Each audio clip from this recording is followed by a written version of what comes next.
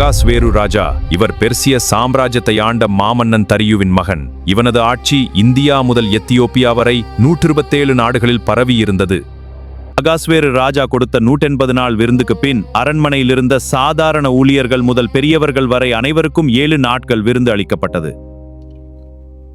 7ஆம் நாளிலே ராஜா திராட்சரசத்தினால் களிப்பாயிருக்கும் போது வஸ்தியின் சௌந்தரியத்தை ஜனங்களுக்கும் பிரபுக்களுக்கும் காட்ட அவளை ராஜகிரீடத்துடன் அழைக்க கட்டளையிட்டார். பண்டைய பெர்சிய மொழியில் வஸ்தி என்றால் அழகானவள் என்று அர்த்தம். ராணி வஸ்தி பெர்சிய பெண் அல்ல, அவள் பாபிலோனிய ராஜாவான பெல்ஷாத்சாரின் மகள். வஸ்தி அரசனுக்கு கீழ்ப்படிய மறுத்ததற்கான காரணம் வெறும் பிடிவாதம் அல்ல, அது அவளது பாபிலோனிய ராஜவம்சத்தின் பெருமை. அகாஸ்வேரு தன்னை விட அந்தஸ்தில் குறைந்தவன் என்று எண்ணினாள். அகாஸ்வேருவால் தன் சொந்த மனைவியை கட்டுப்படுத்த முடியவில்லை. அதற்காக எந்த புருஷனும் தன் வீட்டுக்கு தானே அதிகாரியாயிருக்க வேண்டும் என்று சட்டம் இயற்றப்பட்டது.